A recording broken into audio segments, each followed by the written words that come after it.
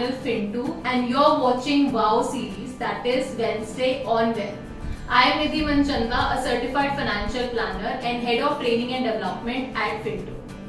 We often hear that you should not invest into fixed deposit as fixed deposit gives very low returns, and as the economy is moving towards low interest rates, one should not invest into fixed deposit. So if you also have a confusion whether to invest into FDs or not, then stay tuned as we will be discussing this in this video.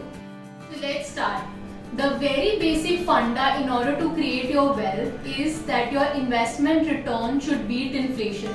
In case your investment return is not able to beat inflation, then you will not be able to create wealth for the long term. Currently, we can expect an inflation rate of 6%.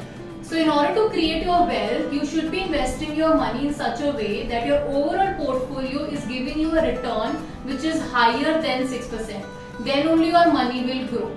But if we talk about fixed deposit, what is the return that bank FDs are giving to you right now? Now this is in the range of around 5.5 to 6%, right? So if you invest your money into fixed deposit, then you will not be able to beat inflation. That is what we have seen right now.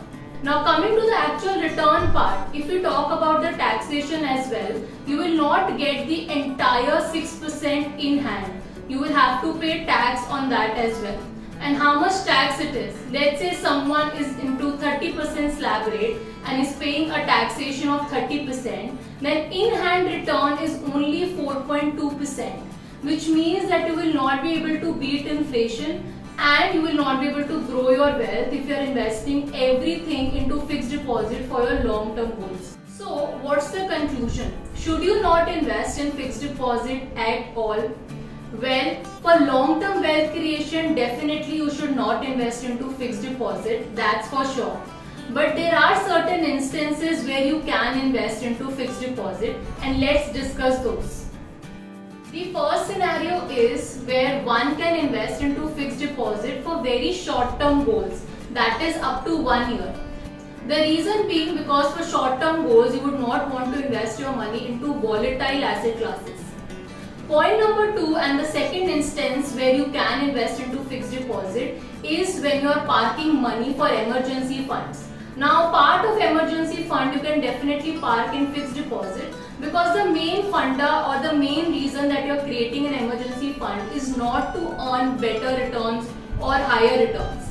The main focus there is to maintain liquidity and safety of your capital. Now the third instance is for someone who is in nil or low tax bracket. Now in order to understand this point, let's understand how fixed deposits are taxed. When it comes to taxation here, the amount of tax that you need to pay on your fixed deposit depends on which tax slab you are into. If you are into 5% tax slab, you will have to pay 5% tax on fixed deposit. If you are into 20% slab rate, then you will have to pay 20% on fixed deposit. And if you are into 30% slab rate, then you will have to pay 30% taxation on fixed deposit. Also, if you are following the new tax regime, then whichever tax slab rate you fall under, that rate you will have to pay as taxes. Now please note that if your net taxable income, including your interest income from fixed deposit, is up to 5 lakh rupees, then it is a better option for you to invest into fixed deposit because you will not have to pay any taxes.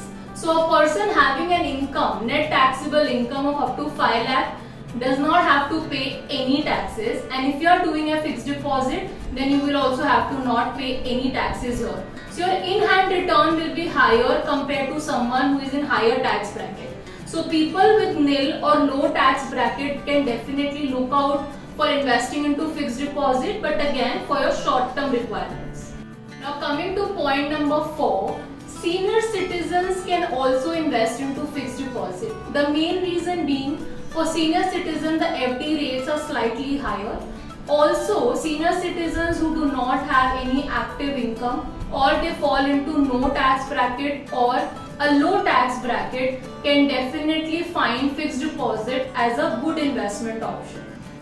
Apart from these, we would further recommend that you can explore corporate FDs, as corporate FDs give you slightly higher returns of around 2 to 3% compared to bank FDs.